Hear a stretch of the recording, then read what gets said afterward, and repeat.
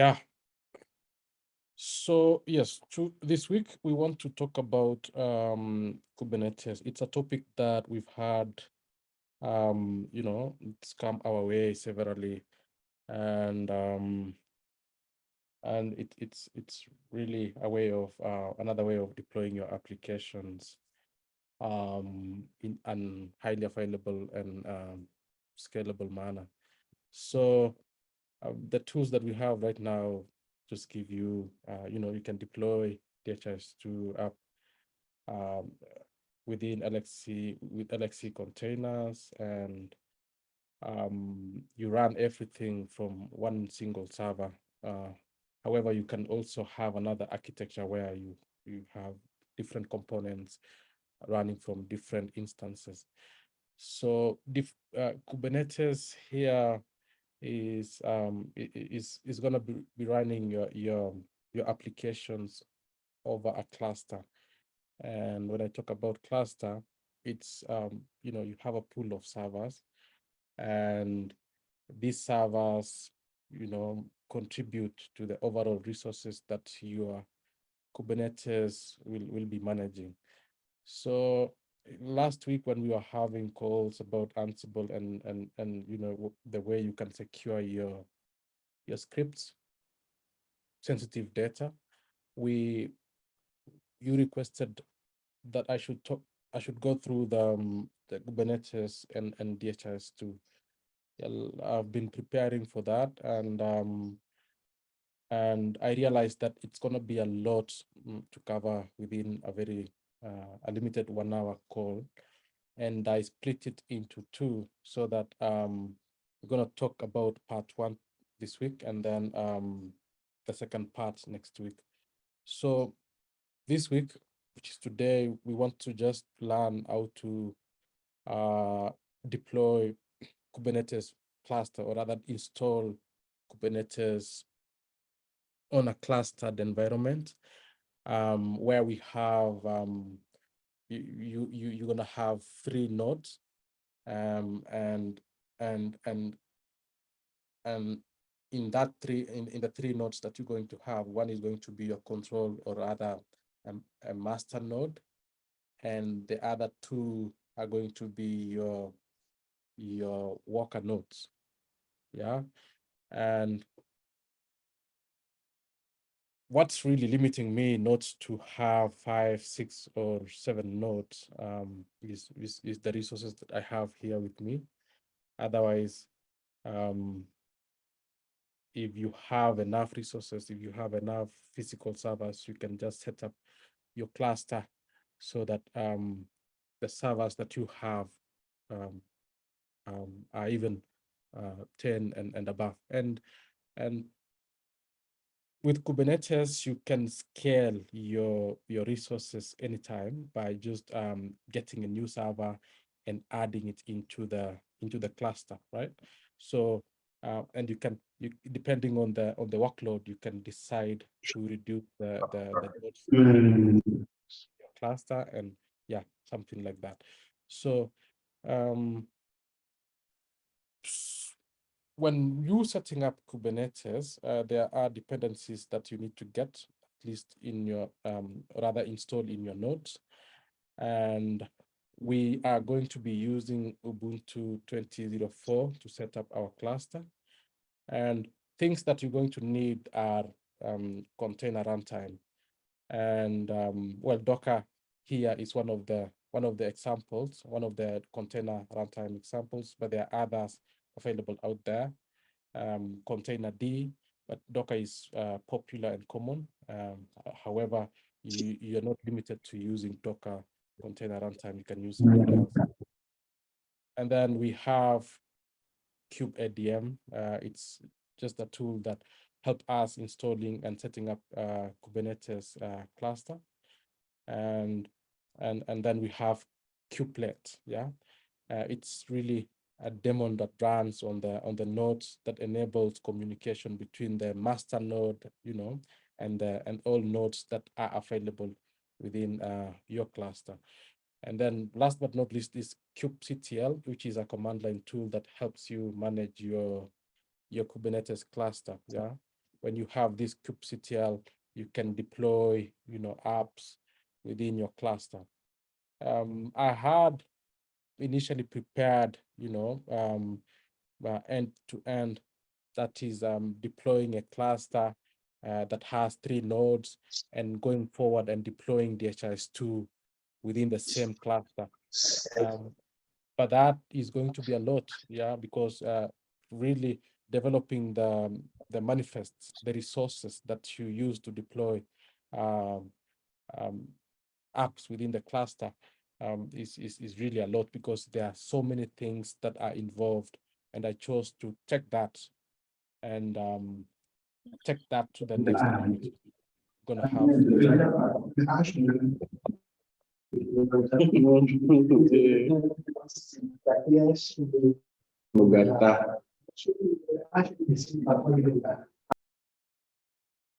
sorry for that. So the cluster has a control node, it is the master within your cluster, and that control node has the API server, because Kubernetes is API driven. It listens to API calls, and then and that's really the way that you interact with the Kubernetes cluster to deploy the apps that you have, to deploy, the services and all those resources that you want to deploy within your cluster. So that node, the control, the master, is also an API server. It has etcd, which is really a distributed storage for the key value pairs, and it's also a scheduler. It deals with decisioning, deciding where to run the app. If you have a cluster that has 10 nodes, you would ask yourself, how would Kubernetes decide that your Postgres is going to be running on node 6 and node, and how is it going to decide that your app, your Tomcat instance, is going to run on node number 2? So it monitors a whole cluster that you have, and then it knows where the resources are constrained and the nodes where there are resources available, and then it decides to push your app to the node that is least active. Of course, there are metrics and parameters that you can put on your Kubernetes resource, rather manifest, to decide where you want to be running your apps. It's also to note also is that in all the nodes that you have in your cluster, you'll have container runtime, you'll have Docker, you'll have containerd, or whichever the container runtime that you will be using to deploy to run your applications. So in my case, I have one control plane, in my lab environment, which I'm going to show you in few minutes, and also I have 2 nodes. I don't have 3 nodes, as you can see on this diagram. I have also only 2 nodes because I'm limited with I'm constrained by the resources that I have here. And within these 2 nodes that we have, workers, we will be installing dependencies, which is kubelet and Docker. And on the master, the thing that we need really from on it to be running on the master is kubelet, Docker, and of course kubectl, because that kubectl is going to be running on the master, because that is where we want to be controlling our whole infrastructure.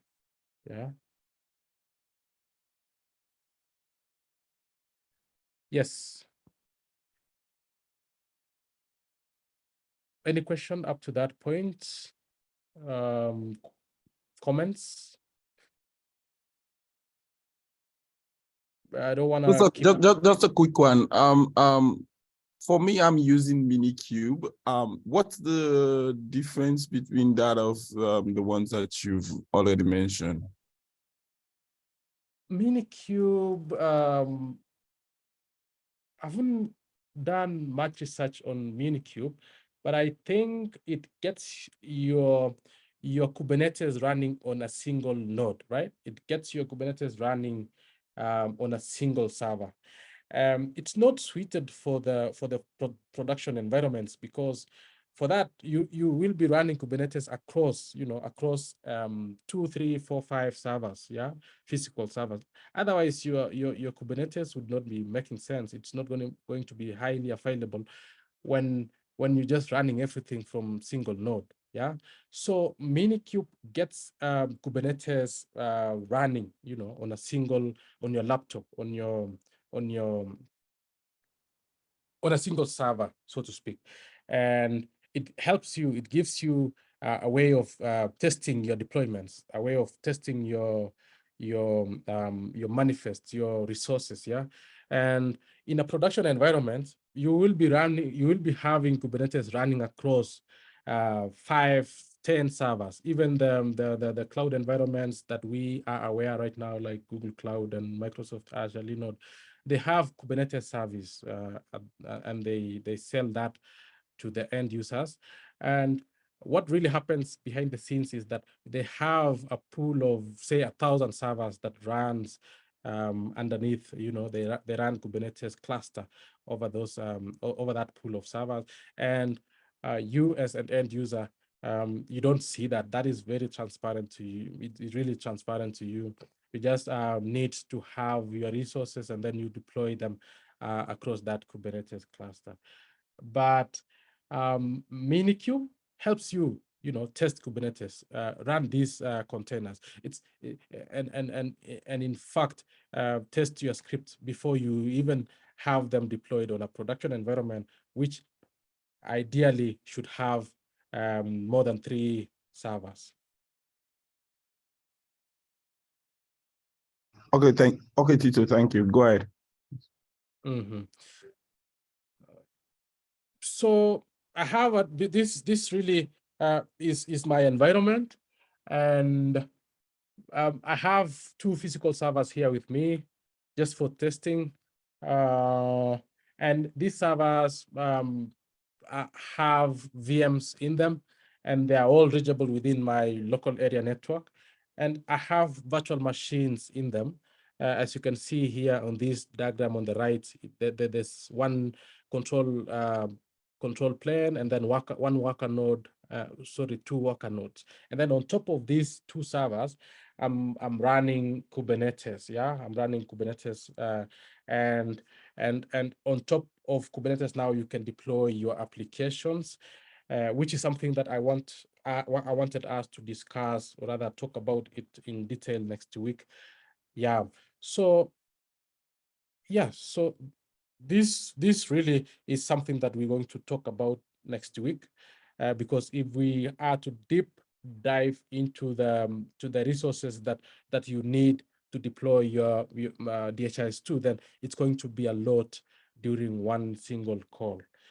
Also, these are the things that you will be running, these resources like config map, deployment, and services.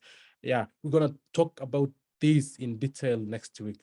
We're gonna talk about all these in detail next week, and then even see how we can get DHIS2 up and running by just running the deployment scripts, which are written in YAML. So you can get documentation about Kubernetes with this URL. You can just get there and see how to develop your resources, your services, your persistent volume storages. Yeah, things that we normally have in Docker, like mapping configuration from your host to the container, persisting PostgreSQL data, exposing a port, say port 8080 for Tomcat, so that you can have access to it direct. Yeah, it gets more complicated on Kubernetes, and you talk to expose something, you're gonna be talking about services, and service on its own is very complicated, because you need to have a way of linking your service to the deployment that you have, and even exposing or rather copying a file to the container really is not straightforward like the way we normally have on the Docker Compose file. With Kubernetes, you will be having configuration maps. Yes. So I didn't as much as you can you can follow step-by-step guide with deploying Kubernetes. I chose not to do that manually, but rather write scripts, write Ansible scripts, and then these scripts going to be running Kubernetes, or rather deploying Kubernetes within these 3 hosts. Yeah, and that is what I wanted to show you, how quickly I deployed a cluster of 3 nodes, and show you how to deploy an app like Nginx, just a test application today. And then next week, now is when we will deploy and see how to get DHIS2 up and running. And by that, it's going to contain so many components. It's going to be containing deploying the Postgres database, yeah, deploying DHIS2 Tomcat instance, and also exposing their services, and also persisting PostgreSQL data so that you don't lose it when maybe you stop a container, something like that. Yeah. So let's head really quick to the scripts that I have, just to show you, and then run one application in my cluster, right? So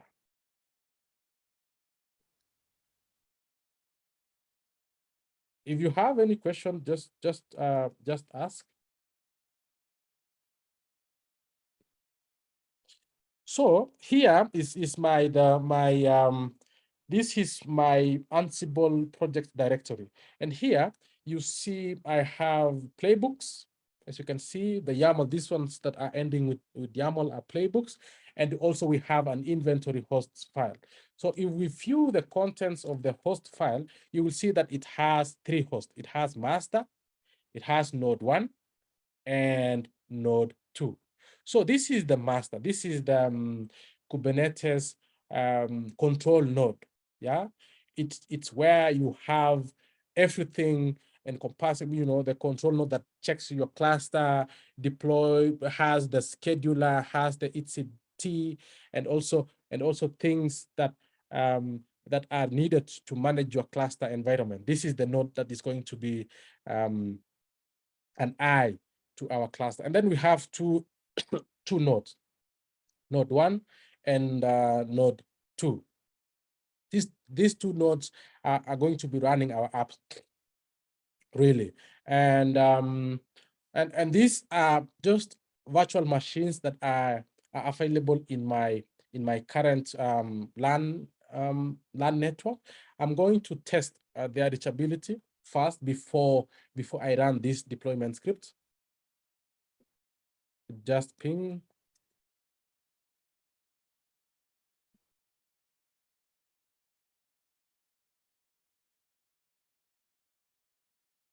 Yeah, so the master is reachable, the 30, and then one of the nodes, node 1, just test reachability before you run your script, and also node 2. Yeah, they are all reachable. So I have the main script. Let me show you real quick. The main script, this is the main Ansible script.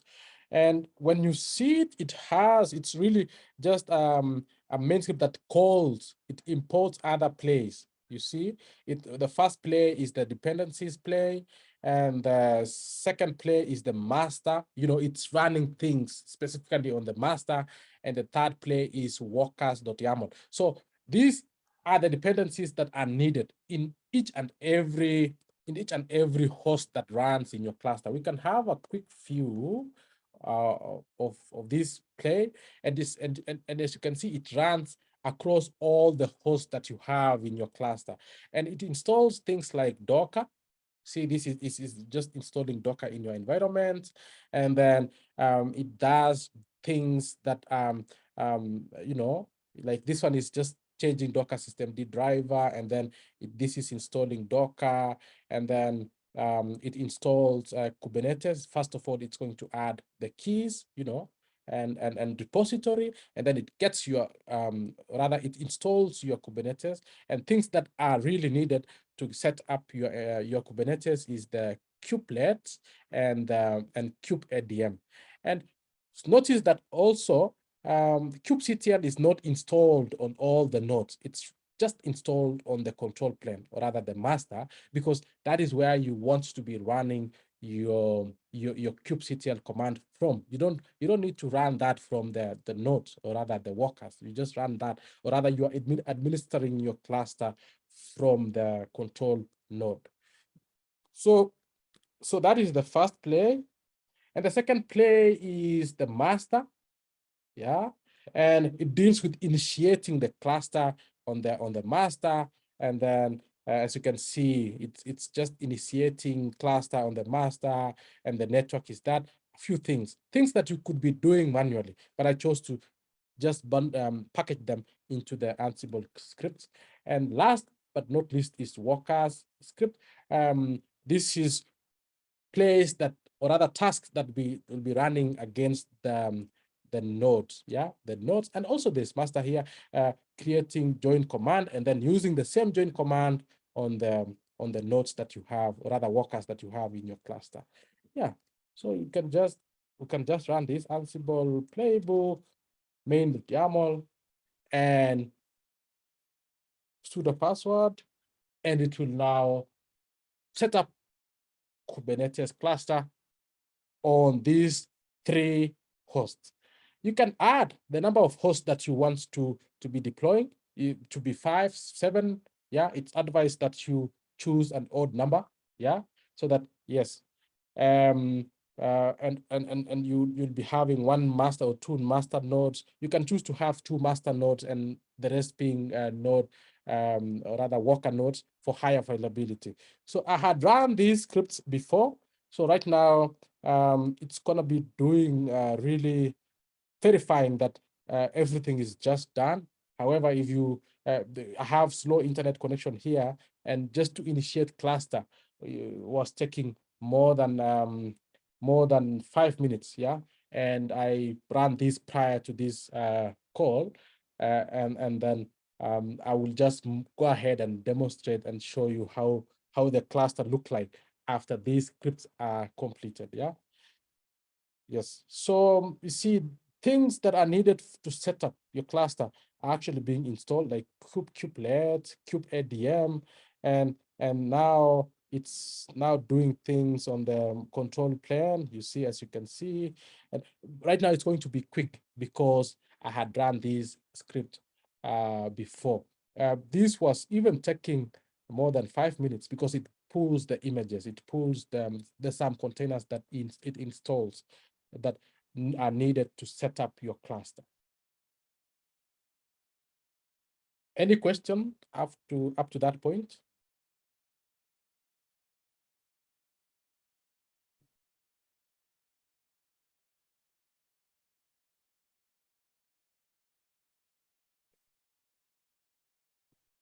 I think we are fine. You can go ahead.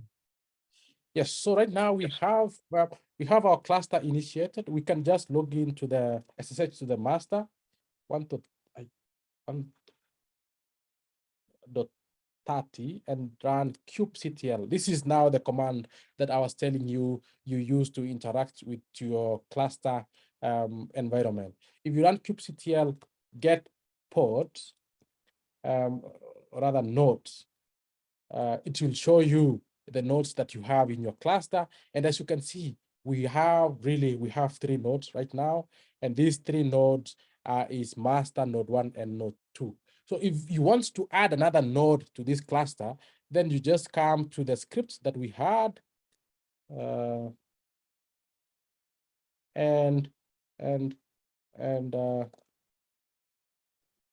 add another host here, say node 3, and it will add your node to the cluster. It could be a physical server. You just bought another server and add it to your data center, and then you can just add with that command.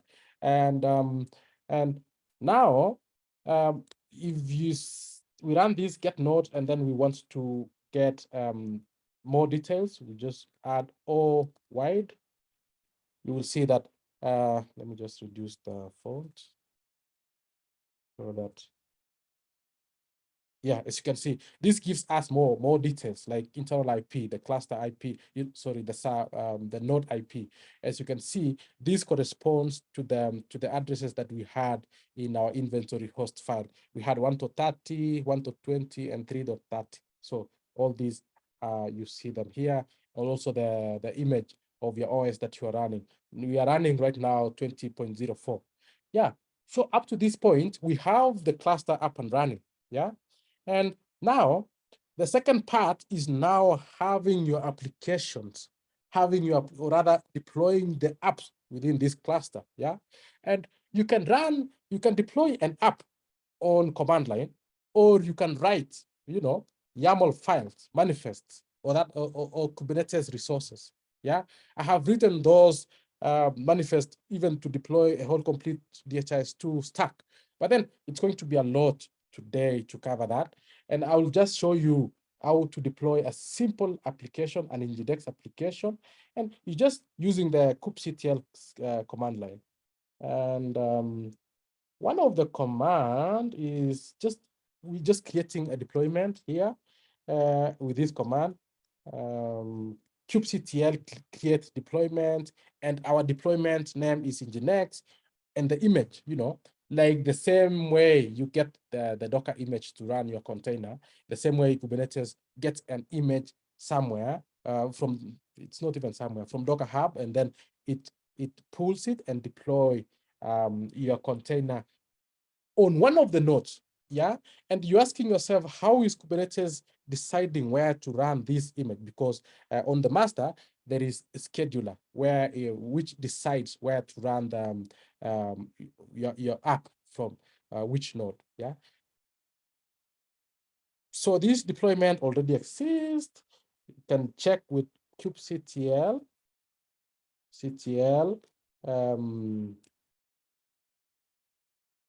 get deployments.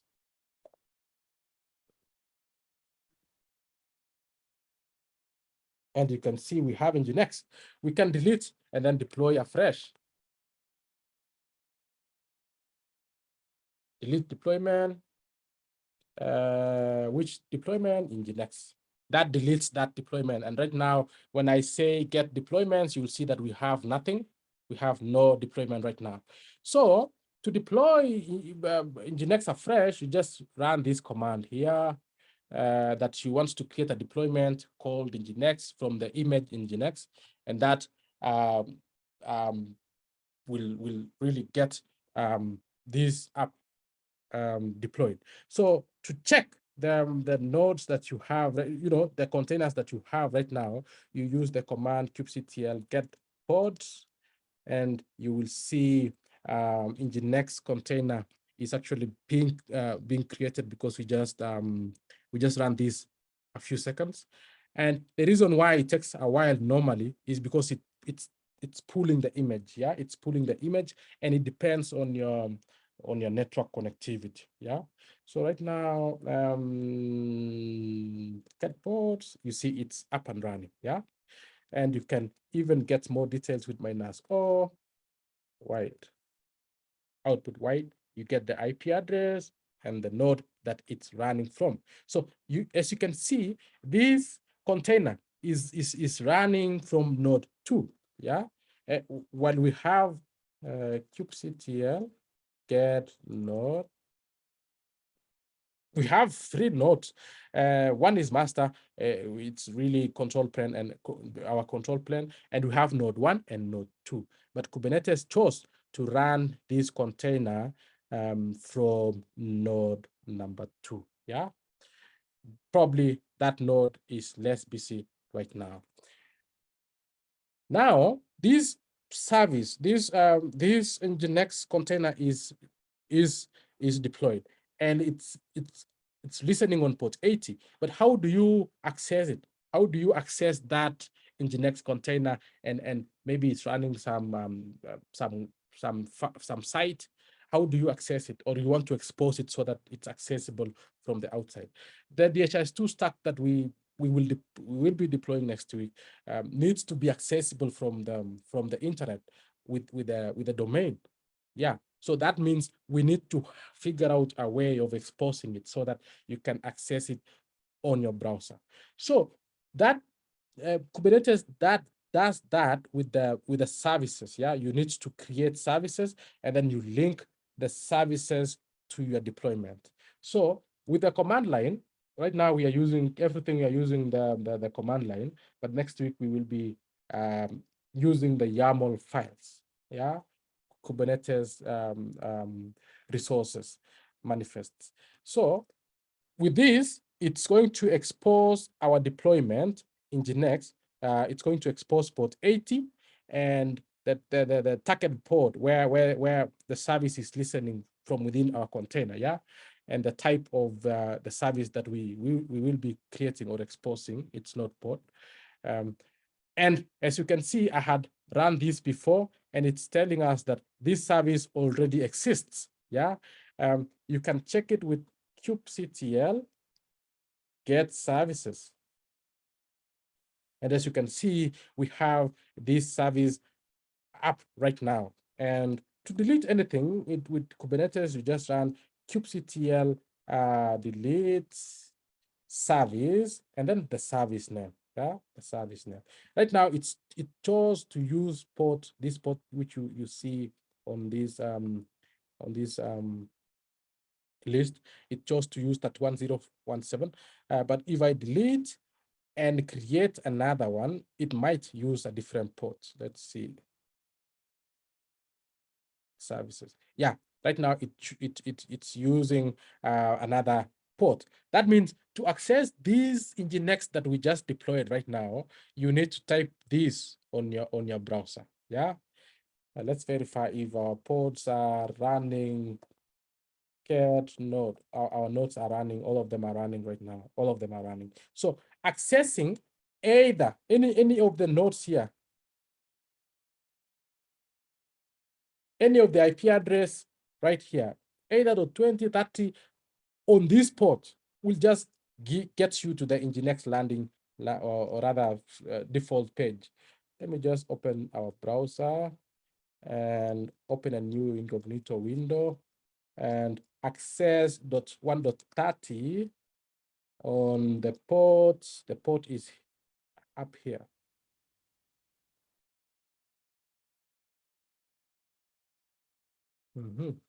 As you can see, it gets us to the landing page for, or rather the default page for Nginx. Even accessing another instance, yeah, we accessed 1.30, but you can access 1.20. You know, there's the other container IP address, the same port, yeah.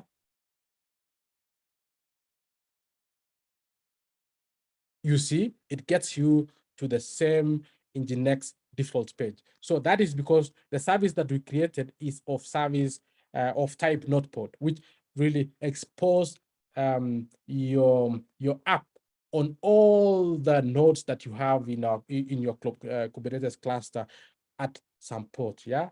But then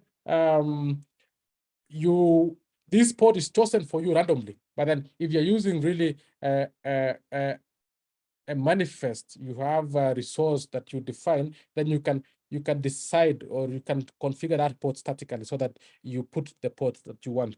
But then you need to there's a range that you need to, you know, the range that you use is not just all the ports, TCP ports. It's from 30,000 and above to some port up to some upper limit.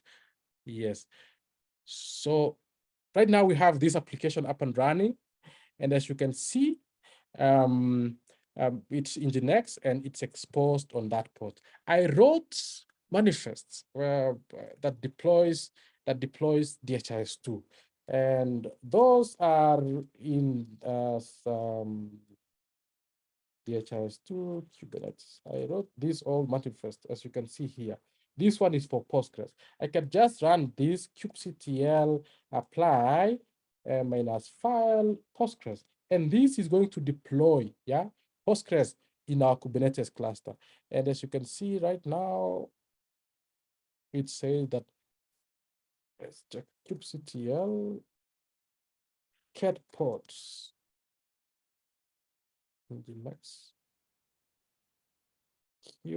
kubectl delete as well postgres.yaml deleted and apply.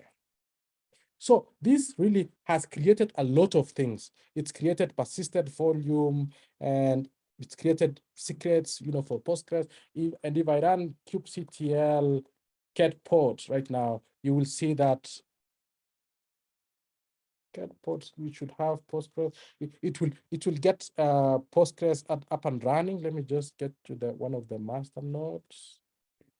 kubectl get nodes. We have 3 nodes, get ports, get deployments. We have 1 deployment, get ports, all namespaces, all namespaces. Gives us all the nodes that we have within this cluster. But yes, so these configuration manifest are things that we will be exploring next week. But I think we should end there today. We have our cluster, but then we don't have DHIS2 up and running right now. We're going to run this manifest next week and get the DHIS2 running within this cluster of 3 nodes. And DHIS2 means that we will be running PostgreSQL database and the Tomcat instance and Nginx proxy, or even Apache 2 proxy, whichever that we choose. Any question?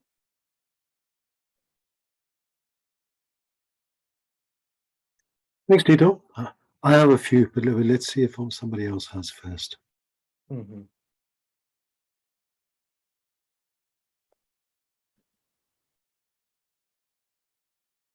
All right, I'm just going to jump in. Okay. Tito, when we run DHIS2 generally, often, servers get into trouble with consuming too much resources. Maybe the CPU is going crazy, like we said. What's your thoughts around monitoring in terms of these Kubernetes environments? I mean, I know there's quite a lot of tools out there, but I mean, clearly, particularly with running a beast like DHIS2, for monitoring is really quite critical. Yeah. Yes. Right now, with the tools that we have, you can get a few monitoring. One is Glowroot, and another one is Muni. Glowroot really is for profiling the Tomcat instance, and the Muni is for a whole infrastructure plus the host. I'm thinking of also running these monitoring as microservices. We get Glowroot as a microservice that plugs into the DHIS2, or rather it's going to be connecting to the DHIS2 Tomcat instance, for example, and then we're going to have another that monitors a whole system. But I've not really thought how to implement that in detail, the implementation part.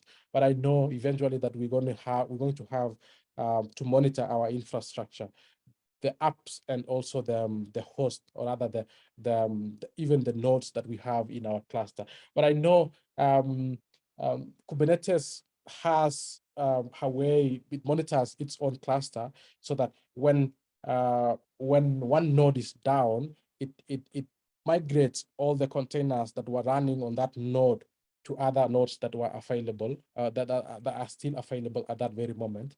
But then I'm going to plug other monitoring as microservices, as other microservices within the cluster. But I will build on the basics. That is, just get the DHIS2 up and running first, and then now add other plugins to monitor, and other plugins to check your whole infrastructure how it is. And also in terms of the resources, limiting for Postgres, for instance, then when you're writing Kubernetes manifest, Kubernetes resource types, you can limit amount of CPU that your Postgres, for instance, can use. You can limit amount of RAM that it can use. That is also provided. You can just add a line there that really gets your container running from certain limits resource-wise. Yeah, I Yes. think I think in particularly Docker heavy environments, Dockerized environments, tools like Prometheus and Grafana are Elk. most widely used, and probably would be the kind of thing you would deploy in this environment. Yeah, I think. I've seen also deployment that use Elk. Yeah, Elk is also very popular. So I know Jason has some experience of looking at some of our built-in monitoring API, I think using Prometheus. You know, we have this monitoring API built into DHIS too. Yeah, I've been using it for, I don't know, the past 6 months or so. I basically followed that tutorial that's in our documentation on setting up Grafana and Prometheus. But yeah, I mean, I think it would be, I don't really have any, I certainly think there are some advantages to having Prometheus and Grafana. I like Moonin as well, but I mean, I think it would be great if particularly if we had a standardized deployment of, you know, Moonin as well as Prometheus and Grafana. That would be great. I think the great thing about Grafana is, you know, you can make your own dashboards. And if we had some standardized dashboards that are using that API metrics, that would be quite useful as well, I think. I'm still trying to make sense of what that API is actually telling us. But maybe we can, that's maybe another discussion. But yeah, I mean, I certainly think maybe having one of these standardized deployments in this setup would be very useful.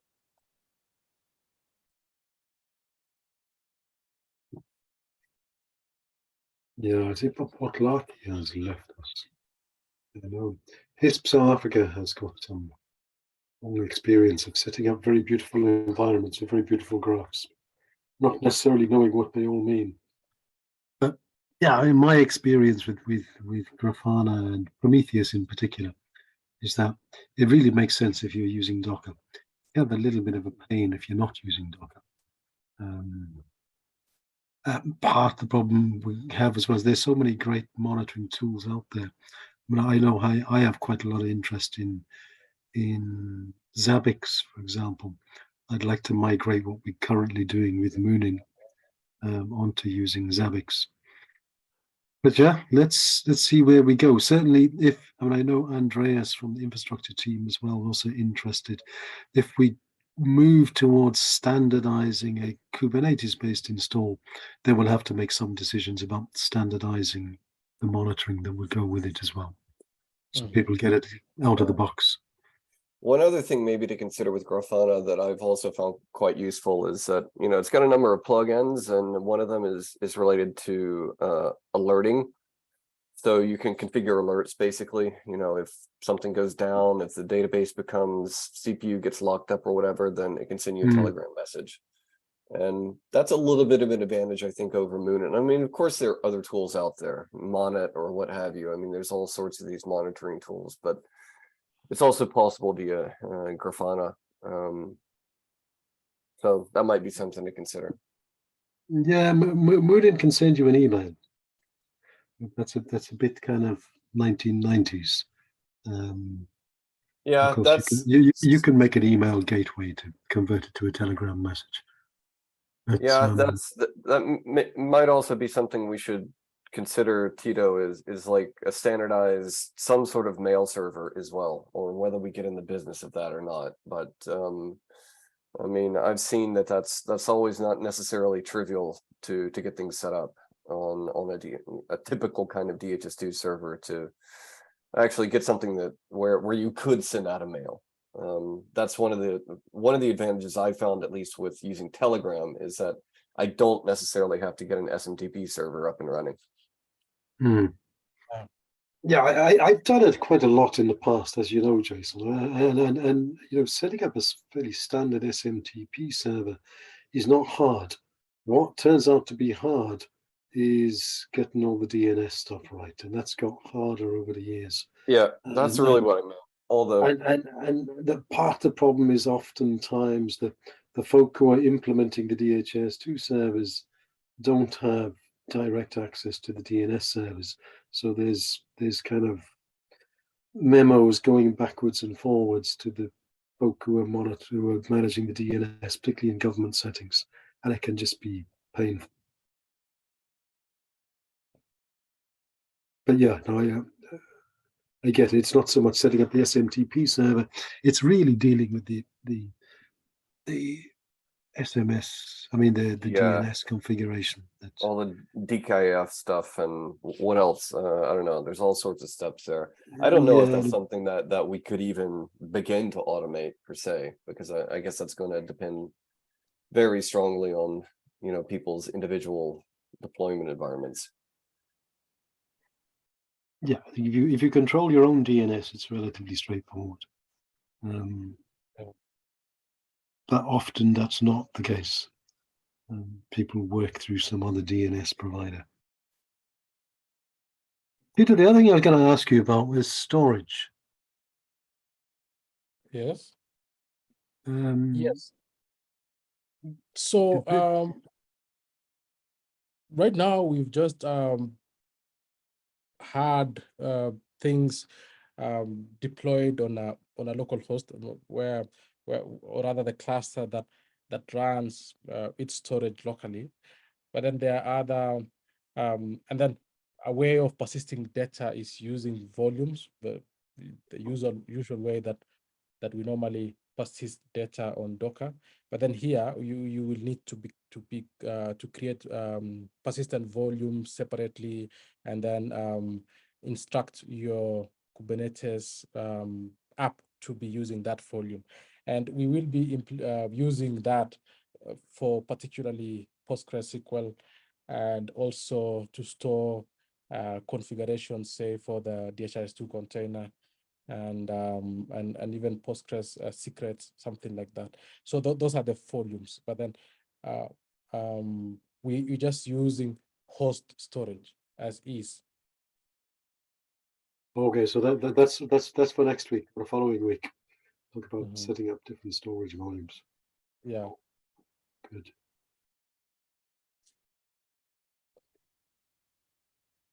So next week calls will be building on today's. Well, today we just had cluster setup, but then now we want to deploy apps, real applications, Tomcats, Postgres into this cluster. So that is what we will be doing next week, and talk about ways of developing your infrastructure, your manifest, Kubernetes manifest. One of the example, I think we have one here that I can just show you real quick. DHIS2 deployed. Can you also provide us the script that you've already created? Probably we go together. So probably if there are challenges, we can communicate that directly. Okay. Yeah, as a support to the project, I would say. Yeah, I'll. You know. So can we also maybe let's ask some of the people on the call, because I see, I mean, we've got folk here from some quite varied and different environments. How many of them, or if any of them, have come across examples in their kind of local data center, government data centers, what have you, where people have started setting up Kubernetes clusters or thinking about setting up? And I know a lot of folk might be using Kubernetes in the cloud-based setting with AWS or Linode. I think there's people on this call. I see Amza from from Rwanda, and they're using a national data center.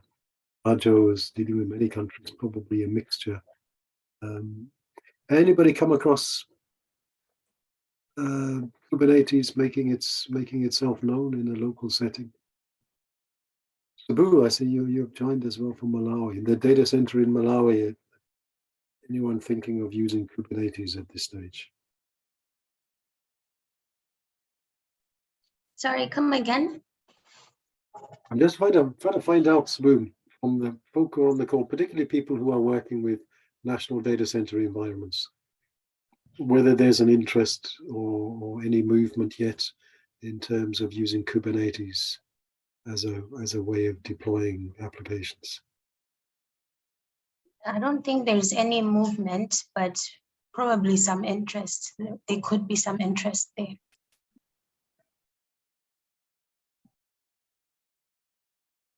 Hamza, anything from Rwanda? Are other people asking for it? For us, we actually use Kubernetes. Oh, sorry. Do you want me to go first? Because for us, we just use Kubernetes for our SMS gateway and also for our compression server. We use it to create it. So we actually have some idea with that. But then I was actually looking at the possibility of using it in DHIS too. As Tito had already said, one good feature about Kubernetes is the fact that they can be built in such a way that they can recreate themselves if there is a failure in one of the nodes, and that it's one of the things that I love a lot about it, and that is why actually looking at the possibility of how to deploy it in using DHIS too. Right. But Gerald, you're using it in AWS. Yes, you're yes, not building your own cluster. I think that's the other thing, because Kubernetes it's a little bit more complicated than it appears, you know, with a short presentation. And obviously, big cloud providers who are providing you hosted Kubernetes environment, being able to recreate all of that locally is quite a big lift, I think. I'm curious to whether any of the national data centers have thought about doing it. I think in Chile, I heard that they are doing exactly that. They're running Kubernetes locally, but they have quite an advanced data center team there. Yeah. And also to note is that Kubernetes is dependent on your images. Yeah, that if you don't have if your images are not maintained well, your Kubernetes will be using those images, and you need to figure out a way of upgrading those apps, rolling updates with the DHIS2 images, Postgres images, and the proxy images. So that is one of the things that needs to be really made robust, and then since Kubernetes will just be consuming those Docker images or whatever images that you will be running in your infrastructure. So that is something else that I overlook, but I know before you even talk about Kubernetes, there's Docker that runs, and that Docker is running containers, and the containers are built from some image, and that image that is building your containers needs to be maintained, needs to have security, have a way of being secured, all those details. So yeah. That is so true, Tito, and that begs me to one of my questions that I actually wanted to ask. Let's say, for instance, somebody created an image and that image had been missing, right? Is it possible for you to recreate it again? Because we are having one of our difficulties wherein we want to recreate the image because the original image had been deleted or it's missing. It's not on the global image wherein you can actually go and search for it. When we're looking for the ID for that image, we cannot get it. And we cannot, I don't know if there is a possibility of cloning the image and recreating it again so that it could be available, and probably we have we edit it to what we want now. I don't know if it's possible, but I think that's a good point, that if you miss the original image or if it becomes missing or deleted, that's the end of your implementation, because it would stay at that one. And it might be recreating itself, but then you will not have any upgrade or something that you can change from it if you miss the image. Yeah, that means you are using custom images that you built on your Yes, exactly. It was a custom image which was designed. So on the global phase, you have these images which are available and can be upgraded, but then we customize the image, and the owner who customized the image, I think he left the implementation, and we didn't know that there was an image which is available for that implementation that he had done. So now that we want to edit the implementation, we found out that we can. Let me ask, do you still have a container running based on that image? Yes. Yeah, I know that you can export a container that's it's currently running into an image, yeah. But usually the approach is storing having your image stored somewhere in a remote registry.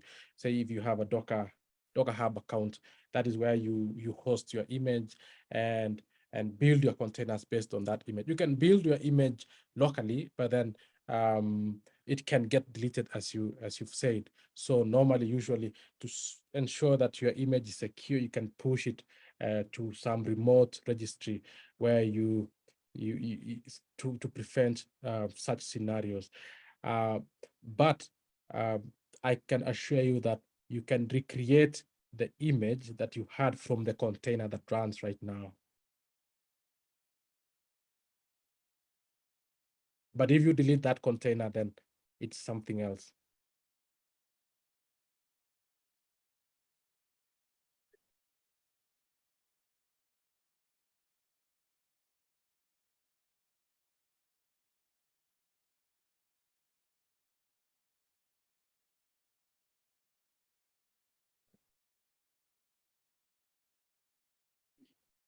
So this call was to end 5 minutes ago, and we are over time 5 minutes.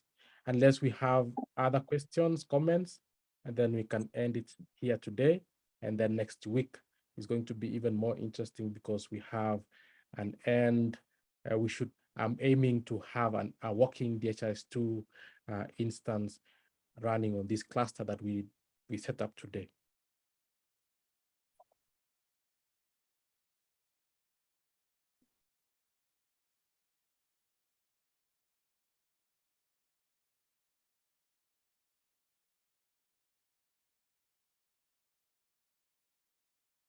Otherwise, we can end it there today. Thank you, everyone, for joining.